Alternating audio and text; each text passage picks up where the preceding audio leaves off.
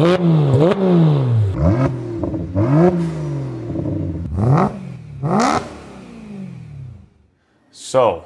Obsessed Garage, certainly not a mountain biking channel, but I do fancy myself as a professional shopper.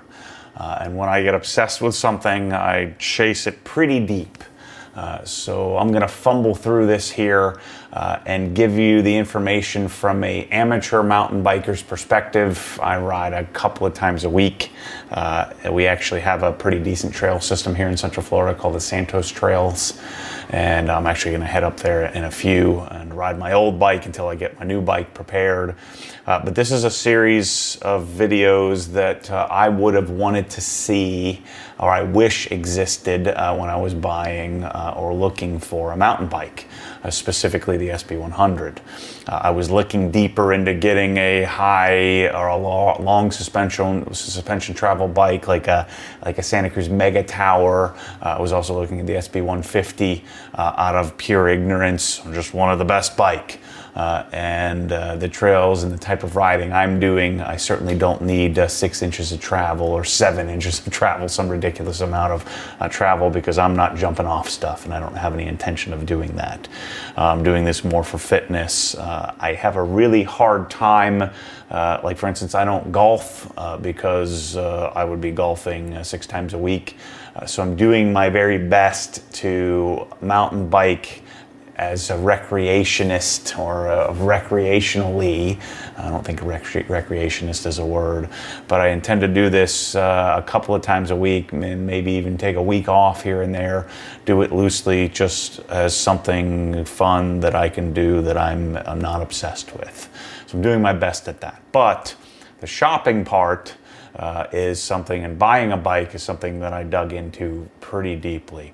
I don't know how many hours, but my happy place is that 7 p.m. to 10 p.m. sitting on the couch with my MacBook Pro and just learning everything that I can learn, and then eventually making a decision. So I bought an SB100. So this series is designed to give you all of that information. Mainly, I'm creating the video that I wish that I had. Once I decided the SB100 is the bike that I wanted every bit of detail that I could get. Specifically unboxing, what does it come with, how does it come, you know, if you're not an avid mountain biker and you haven't built your own bikes, 20 times over your life, you just don't know. I didn't know how this game is played and how this worked. I started watching dream builds and all types of things. I don't do well with reviews. I don't really read reviews. I don't listen to reviews. It just doesn't help me. So this isn't a review. This isn't a riding series. This is more of a what you would need to know if you were going to purchase and all the detail. And I did bring my camera to the bike shop down in Winter Haven, Florida, which is my local Yeti dealer. And the mics cut out in the first 5 minutes. I must have left them on when I was traveling down there and the batteries went dead. I wasn't monitoring the audio. So I'm going to voice over a small section of episode 1 here, which is unboxing, and then the rest of the series, hopefully the audio is good. And so what we do, this series is designed to show what's in the box, taking it out of the box. Then we build the wheels and tires. By we, I mean Jonathan from the bike shop, and I watch. Then we walk through step by step and cable routing, setting up the brakes, bleeding the brakes, and constructing the frame. Real basic fitting. I'll probably go get a pretty sophisticated fit. I struggle with the saddle and the seat. This is my third go, probably, I guess you could call it my fourth go at cycling. I have a real tough time with my feet going numb and the seat, saddle being extremely uncomfortable, like in the first couple of miles. And so I'm going again. I just have this desire to be a cyclist for some reason, even at 6'2", right now 240, but hopefully 6'2", 205. So let's jump into the series. We start with unboxing. I'll voice over the end of this video, and then we'll resume with wheels, and then I'll break the series up as necessary. So thanks for watching. If you're here for cars, I think that this bike is super interesting. This is a almost $11,000 bike, so I would encourage you to check it out, and maybe you'll get into mountain biking too. All right, let's go. So I'm at the bike shop in Winter Haven, which is an hour and a half south of me. They're the local Yeti dealer, and so Stuart owns the bike shop. This place is amazing. I didn't expect it to be this cool in Winter Haven. I expect to come to like a little hokey shop. So Jonathan, come on in. Jonathan is you lead tech here. What's your role? I just work as a tech here. Got it. But you're the. He tells me you're the geek. You know, you're the geek like I am. A bit of a bike nerd. Good. So we're gonna unbox Yeti SB100, SRAM XX1, DT Swiss 1200. In the carbon? Yeah. Awesome. So I did full on whatever I could buy. I bought from Yeti. And I almost got sucked into buying like a huge travel, like the, and 130. And I realized no, I was going to do the 150. Oh wow! I was actually looking at a Santa Cruz Mega Tower, which is a 160.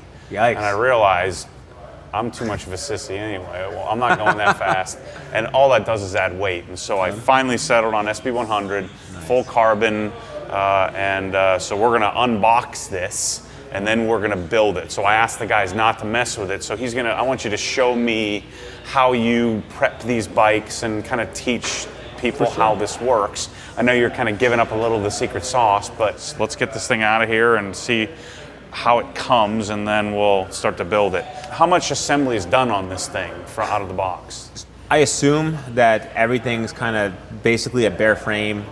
Usually when you have niche brands like this, it's pretty bare bones. Oh, so they don't put like the they don't put the crank and all that stuff on it? There may be a crank installed. I anticipate having to run internally routed cables for the housing for the hydraulic brakes. There's a reason why you can't buy these and they send them to you directly. Exactly. Yeah. This one should have a fair amount of assembly associated with it. Even better. All right, let's go. All right. You go for it. You want me to go for it? Yeah, you don't want to do it? It's your baby. No. You do it.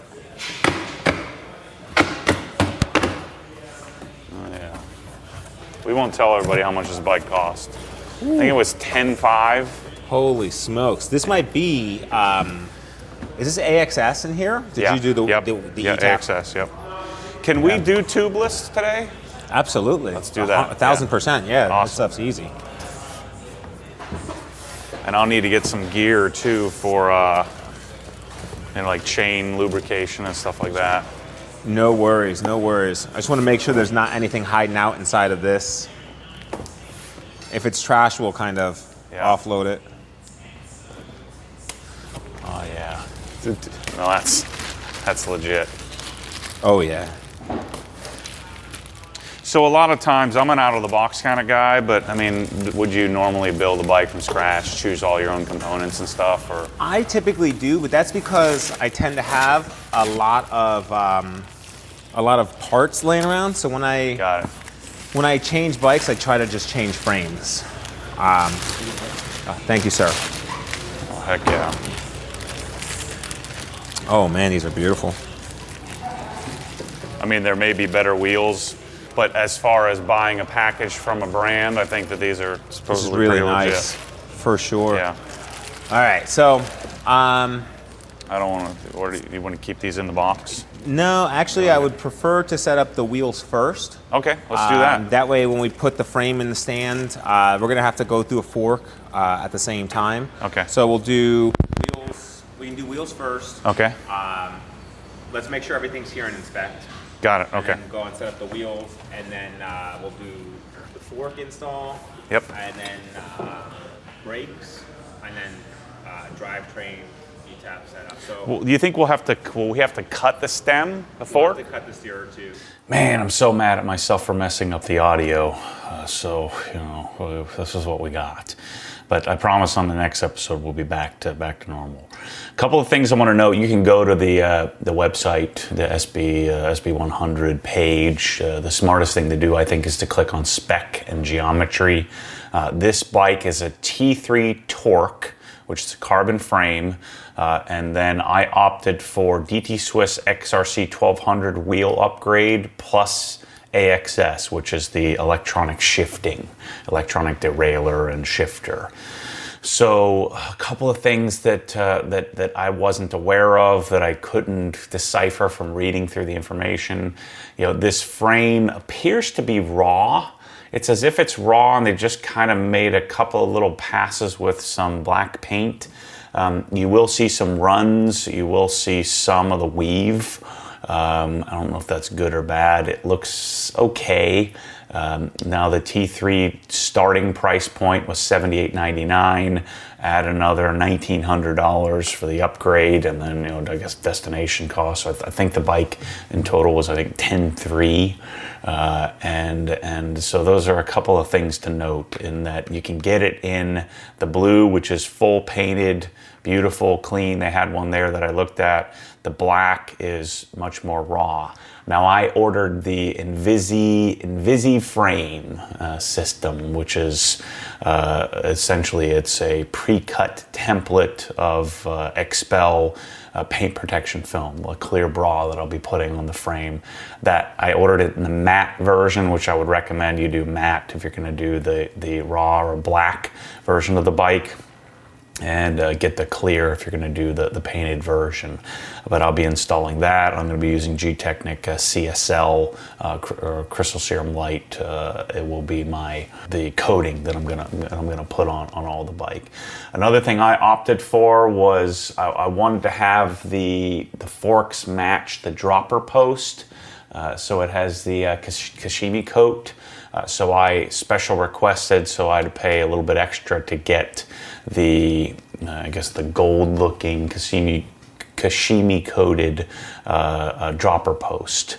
And it does come with a race face, turbine stem system, and then a thumb actuated cable driven, dropper post or dropper cable. Everything else you can read the specs was pretty normal.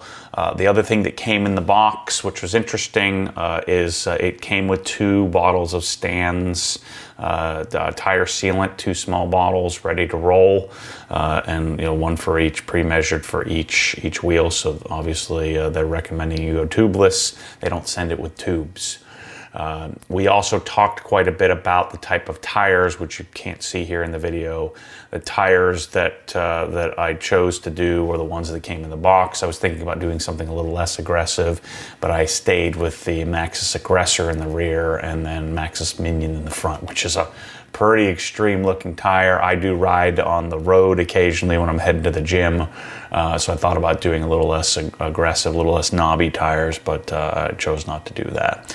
The other thing to take note when you're reading through the specs, it does come with ODI Elite Pro grips, which are awesome. So I haven't ridden these grips yet, but I'm assuming they're going to be great. I almost bought them aftermarket, not knowing what it came with, but it does clearly denote what each section or each option, like the cassette, the chain, the brakes, all of that stuff, comes in the box, ready to go. Obviously, you're going to need lots of tools to do this, and I don't believe they'll send this bike to you directly anyway.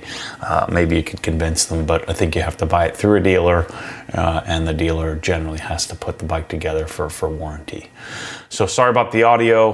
The start of the next episode 2, we'll be doing wheels and tires and tubeless. And installing the rotors on the wheels, so completely prepping the wheels, and then from there, episode 3 will be the frame, and then cable routing and bleeding the brakes and all of that stuff. So thanks for watching this one, and we'll have the audio fixed a quarter of the way through episode 2.